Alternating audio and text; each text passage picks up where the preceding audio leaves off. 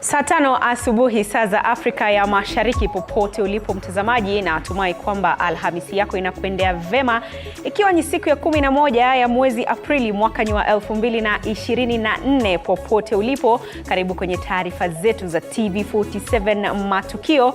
Chini ya saa 3 zijazo mtazamaji, ni kujuze matukio na matokeo ya siku kadri yanavyozidi kutokea na kutukia. Mimi ni mwanahabari wako Andrin Kilemi, tuandamane sote hadi tamati. Mtazamaji, miongoni tu mwa taarifa tulizozipa kipaumbele ni pamoja na sakata ya mbolea bandia. Unavyoona kwenye kiwambo chako ni kwamba waziri wa kilimo Mithika Linturi atakuwa anafika mbele ya kamati ya seneti ya kilimo kuhusu usambazaji wa mbolea bandia. Kamati hiyo pia itakuwa inakutana na washikadau wengine, ikiwemo ni mamlaka ya KEBS na pia kampuni ya Kel Chemicals Limited. Hali kadhalika tunayo taarifa kuhusiana na usaili wa mabalozi, na ambapo aliyekuwa afisa mkuu mtendaji wa tume ya IEBC Ezra Chiloba ni miongoni mwa mabalozi wateule 7 watakaopigwa msasa na kamati ya bunge ya ulinzi hii leo. Vilevile tunaangazia taarifa kuhusiana na chama cha UDA na ambacho kinatarajiwa kuanza vikao na wawaniaji wa nyadhifa mbalimbali hii leo kuhusiana na ukaguzi wa chama, na ambao unaanza tarehe 26 mwezi huu. Isitoshe, shirika la utafiti la Infotrack linatarajiwa kutoa matokeo ya utafiti kuhusu mustakabali wa taifa. Na mwisho kabisa tunaangazia taarifa ya viongozi wa kidini, na ambapo baraza la maaskofu Katoliki nchini KCCB inatarajiwa kutoa taarifa kuhusu masuala muhimu yanayowakumba Wakenya humu nchini. Mtazamaji, ni taarifa hizo na nyingine nyingi, lakini kabla ya yote hayo tupate methali ya siku.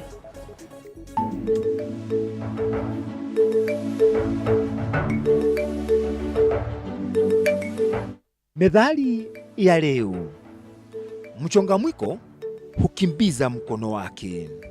Maana ya nje: achongaye mwiko hufanya hivyo kwa kuchelea mkono wake usichomwe na moto.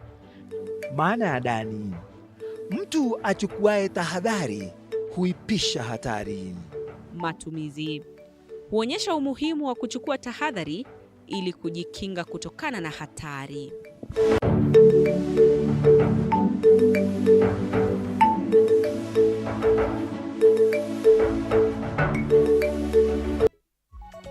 Karibu kwenye taarifa kamili mtazamaji, mimi wako Andrin Kilemi, tuandamane sote hadi tamati. Mamlaka ya kutathmini utendakazi wa wahudumu wa afya sasa itashirikiana na asasi za kupiga msasa hospitali ili kuboresha utendakazi wa hospitali humu nchini. Vilevile mamlaka hiyo imesema kuwa itazindua mfumo wa kuwawezesha wagonjwa kuwasilisha malalamishi kuhusu wahudumu wa afya.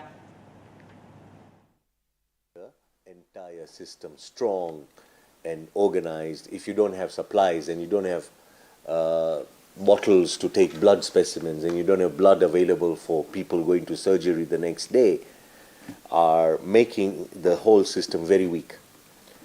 I don't think the answer lies in one particular organization like ours. It is a multi-sectoral, multi-faceted, multidisciplinary approach in strengthening the health system. We need to make sure KEMSA is functioning like a well-oiled machine where you buy and you have supplies available. We need to make sure that the doctors' postings and all the health professionals are posted in the right place at the right time. We need to ensure that the health financing systems are also functioning appropriately. We need to ensure that the Treasury and the Ministry of Health are in tandem to get their funding on the right time. We need to make sure the counties are responsible for the primary. The point I'm making is, to answer your question, it's a little complex, but we need a systematic and an efficient approach, which is what the Ministry of Health is always trying to do to ensure everything functions well. Our view is, I fully agree with the professionals. If it's very frustrating at your place of work and you cannot treat patients because of lack of supplies, or you cannot treat patients because of the lack of diagnosis, you will not be able to provide quality. And you might find yourself thinking, did I choose the right profession? And our role is to enable integration of the existing regulatory bodies and have a more collaborative environment, a more harmonious environment for patients to be proud of in the quality that they give, but also they should have a conducive environment in which they should be proud to continue being a health professional in Kenya. Na huku haya yakijiri, mtazamaji, ni kwamba seneta wa kaunti ya Makueni Daniel Maanzo amemtaka waziri wa utalii na wanyamapori Alfred Mutua kuandaa mikakati ya kutokomeza mauaji ya watu yanayotokana na wanyamapori. Akizungumza katika eneo la Kalii Makindu wakati wa mazishi ya mzee aliyeuawa na ndovu, Maanzo ametishia kukusanya sahihi kumbandua Mutua kwa kile ametaja kama utendakazi duni. Aidha, seneta huyo amehofu ubadhirifu wa pesa za kaunti ya Makueni na kudokeza kuwa huenda fedha za mwaka 2022 na 2023 hazikutumika ipasavyo. Hiyo ripoti iko na mambo mengi sana baya. Nimeona mengine ni akivuna kibwana na mengine kiasi aliwachia Mutula Kilonzo. Hivyo Mutula Kilonzo ameitwa Senate tarehe 25 mwezi huu. Hakuja kujibu maswali. Hajibu, hiyo haja atuonyeshe, ili akivuna kibwana tumwite. Hatutakubali pesa yoyote ya Makueni kupotea. Ndovu ndio huyo ameua, hatujui itachukua miaka ngapi kulipa huyu. Na shida yetu si watu walipwe, shida yetu ni watu wasiuawe na ndovu. Hivyo nasema na naambia Bwana Mutua na serikali yao, hii iwe ndio kifo ya mwisho ya ndovu. Na ukiuawa mtu mwingine, mimi nitakuwa wa kwanza kukusanya sahihi, Mutua apelekwe nyumbani kama waziri. Na kamati ya bunge ya kilimo imefanya kikao na kampuni ya SBL Innovate Manufacturers kuhusu usambazaji wa mbolea ambayo inasemekana kukosa kuwafikia viwango vya ubora. Mtazamaji, tunafululiza moja kwa moja hadi katika makao makuu tupate kusikia ni yepi yanajiri. And the issue, if we are interrogating about value for money that has been spent on this program, then the National Assembly being and especially the Agriculture, Fisheries and Livestock Committee, which oversights use of this money, right, is the committee that probably in terms of value would be really the right committee to deal with. So I would want you to really comment on the issue of jurisdiction, double jeopardy, and finally, Chairman, tell us where we sit in terms of this matter having been discussed at the Senate, at the National Assembly, whether still Maanzo is not res judicata. Because I believe if the law or the Constitution requires us to appear before Parliament, Parliament is the two houses, the National Assembly and the Senate, and we do not have a problem. But it's good for you to clarify that now we can proceed. And Chairman, I'm not trying to guide you now, you must conduct your meeting, because the issue before us is a very, very sensitive issue. And it is a very sensitive issue, and I don't want to any impression created anywhere by any member that my subsidy, fertilizer subsidy program in the country, we are distributing fake fertilizer. I would want anyone to use language that is understandable. Or refer to as standard point of order, like yes, hold on, point of order, Chair. Yes, hold on.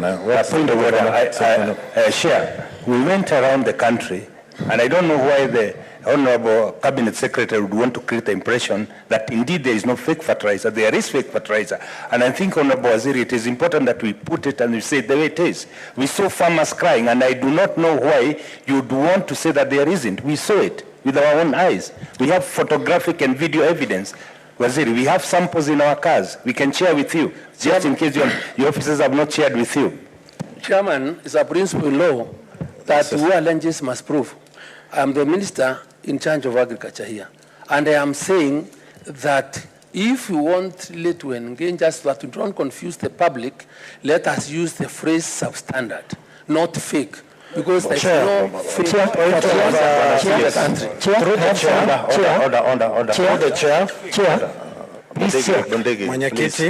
Please speak through the chair, please.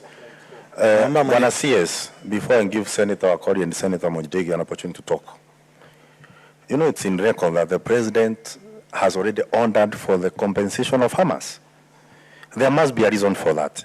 So, Bwana Waziri, as a chairman of this committee, I have also gone around this country. As soon as 2 days ago, we are in Nandi. As you are coming in, you have seen bags of fertilizer there. So, Bwana CS, I think we should be truthful in this matter, so that we don't raise unnecessary temperatures in this house. Senator Wakoli, then Senator Mondege. Asante mwenyekiti. Ninashangaa sana. Jumba la Senate lina mamlaka kivyake. Jumba la Senate linasimamia ugatuzi, ukulima umegatuliwa.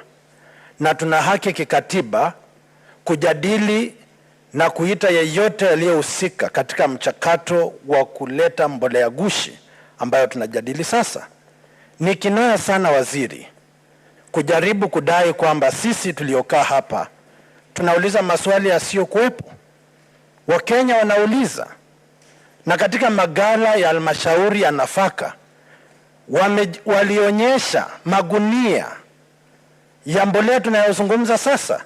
Iwapo mbolea haifiki kiwango cha kimataifa kinachostahili, na wamesema mbolea hii isiuzwe ama isipeanwe, bila shaka ni mbolea gushi. Na nilitaraji uanze kwa kuomba msamaha wa Kenya.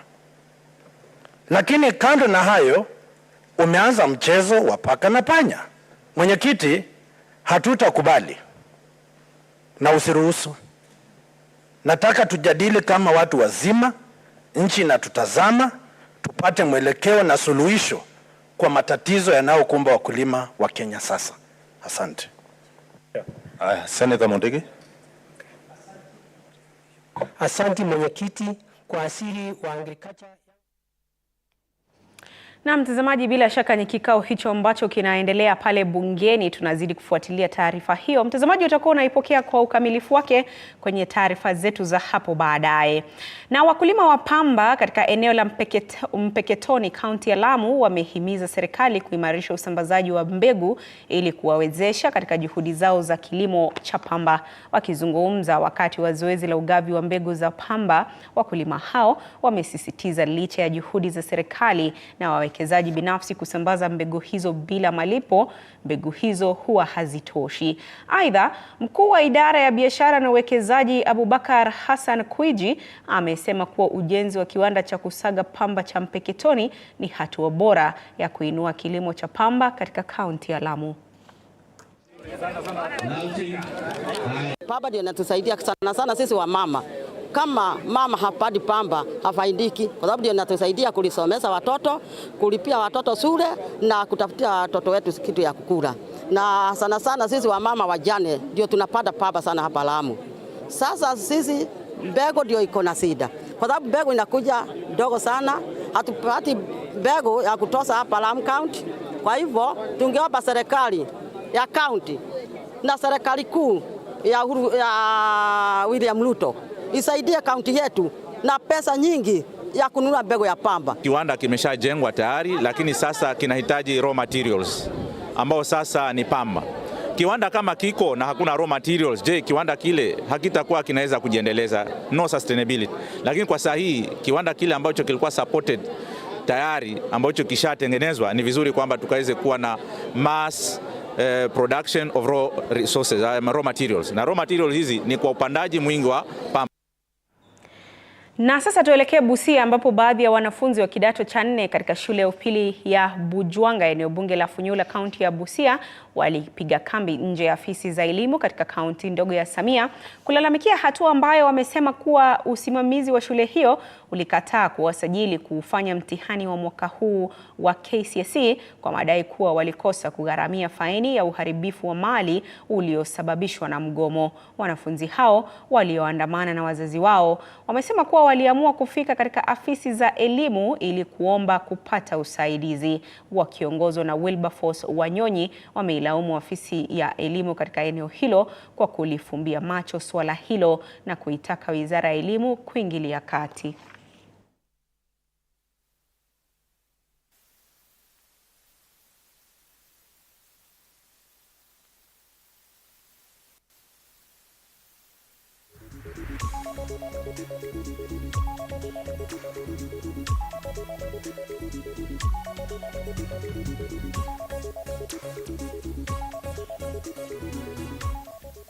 Na mtazamaji, utatuia radhi kwa mushkil kidogo wa sauti, tutakuwa tunairekebisha taarifa hiyo, lakini zidi kufuatilia taarifa zetu moja kwa moja kutoka hapa chumba chetu cha habari na pia kwenye mitandao yetu yote ya kijamii.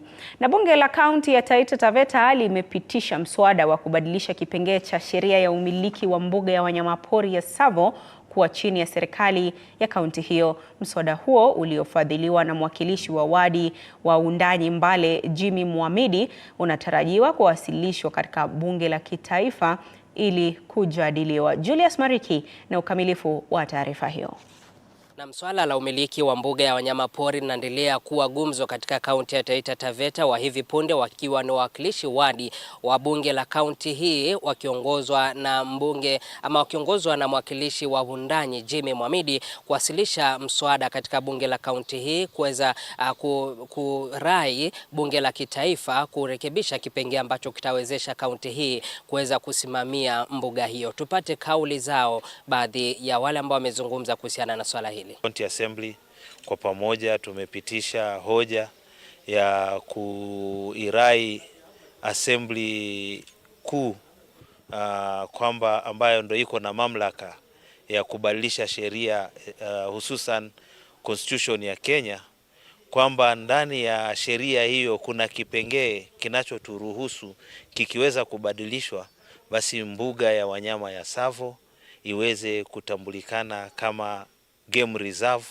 ambapo uongozi utakuwa sasa ni uongozi wa kaunti yetu katika kusimamia maendeleo na hifadhi hiyo. Sisi tunaunga mkono kabisa serikali kuu kwamba ni wakati sasa county governments zijisimamie zenyewe.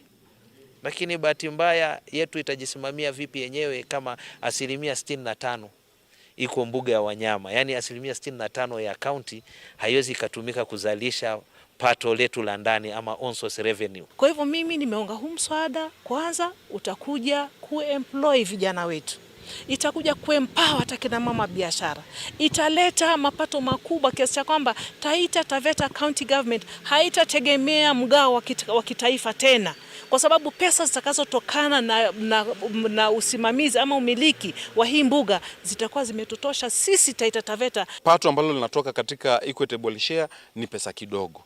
Hiyo pesa kidogo ambayo inakuja shilingi bilioni 5. Bilioni 3.5 inaenda kwa mshahara. Bilioni 1.5 ndio inatumika kwa mambo ya recurrent na kwa mambo ya maendeleo. Barabara zetu zimeharibika, watoto wetu hawawezi kusoma, na kila tunapolala tukiamka hakuna matumaini kwamba national government ama equitable share itakuja kutumia formula ambayo itakuja kutufavor sisi. Sasa kwa sababu kila tatizo linahitaji suluhisho. Sasa suluhisho ambalo tunapendekeza kwa serikali kuu kupitia kwa wananchi wa hii kaunti ni kwamba mbuga hii irudi kwa uongozi wa county government, kwa sababu ndani ya hii mbuga kuna wanyama wa pori, kuna mambo ya utalii ambayo tunaweza tukakontrol. Na ndizo kauli zao, ambapo sasa tutakuwa tunasubiria kuona ni mkondo upi ambapo bunge la kitaifa litakuwa linachukua kuhusiana na swala hili nyeti katika kaunti ya Taita Taveta. Mie ni Julius Mariki Mwakibo nikiripotia TV47 kaunti ya Taita Taveta. Asante sana Julius Mariki kwa taarifa hiyo. Na uwekezaji wa ua wa kilomita 55 utakaozunguka msitu wa Menengai umeanza rasmi kuashiria kuanza kwa mradi unaolenga kulinda mojawapo ya mifumo muhimu ya kiikolojia ya misitu nchini Kenya dhidi ya uharibifu unaotokana na shughuli za binadamu. Mhifadhi mkuu wa msitu Alex Lemarkoko alibainisha kuwa kutengenezwa upya kwa msitu huo wenye hekta 6,200 kutaruhusu hewa safi inayofaa kwa wakazi wanaoongezeka mijini, huku ikilinda mipaka yake dhidi ya wavamizi na wanyakuzi wa ardhi. Ua huo utagharimu milioni 156 kupitia mkopo wa Benki ya Maendeleo ya Afrika unaotolewa kupitia mradi wa Green Zones. One of the biggest challenges we've been having in this particular forest is encroachment and degradation of the vegetation arising from the needs of the communities around here. Poverty levels are high, and therefore there has always been need for people to go in for firewood, for building material, sometimes also for grazing, and management has been quite unsustainable, and this fencing is offering a solution. Number one, to secure the forest boundaries and the beacons. Number two, to provide for natural regeneration so that we have an enhanced biodiversity arising from what we call protection for regeneration. And therefore we are going to have a good forest, what we call a natural environment. No beacons and GPSs don't lie. So where we find a GPS that locates a beacon, that's a beacon. And we do not argue about beacons. The cost of the fence is about 100 million for the fence, that is one, and this being funded by AFDP is a loan to Kenya government. Na mtazamaji, tukizidi kukutaarifu ni kwamba wapigania uhuru wa Mau Mau kutoka katika kaunti ndogo ya Bahati, kaunti ya Nakuru, wanasema Kenya itajutia kutekeleza wapiganaji uhuru, wakisema hawajatambuliwa kuwa watu waliopigania uhuru wa nchi, kama anavyoarifu mwanahabari wetu Chichi Josephine. Akizungumza wakati wa mazishi ya Jeremiah Mucheru, mpigania uhuru wa Mau Mau ambaye alizikwa katika shamba lake la Wanyororo katika kaunti ndogo ya Bahati huko Nakuru, James Kago, pia gwiji wa vita vya Mau Mau, alielezea kukerwa kwake na jinsi nchi inavyowatendea watu wa tabaka lake. Tulikuwa tukipigania uhuru na mashamba. Uhuru tulipata kutoka kwa Waingereza. Mashamba tukayapata, lakini hayakutufaidi. Imekuwa na wale watu ambao imekuwa na home guards, call it, wale watu ambao hawakupigania nchi hii. Kulingana na wanawe mkongwe huyo, wapigania uhuru wanapaswa kutambuliwa pamoja na wale ambao wamechangia katika nyanja mbalimbali kuboresha maisha ya watu, kwani wengi wanazidi kuhangaika kwa umaskini. Na ningesema kitu kimoja, serikali zetu zimekuwa zikifanya, zinaleta juu wale ambao waliaga wakiwa kwa msitu, wale ambao walimalizia vita na wakaendelea kazi mbele na kazi ya kusaidia wananchi, hawasaidiki chochote. Niseme baba yangu, hata pesa yenye inapeagwa wazee hakupata hata ndururu. I would appeal to the government because my father was not recognized as a hero while others were being rewarded. I would just appeal to the government to recognize the remaining heroes, especially those ones who fought for our freedom. Walitoa wito kwa serikali kutenga fedha ndani ya mfuko wa matumizi ya serikali ambayo itashughulikia ustawi wa wapigania uhuru na familia zao. They are the senior citizens of the country and they are suffering at home. They become sick, they don't get medication, they cannot afford to go to the hospital.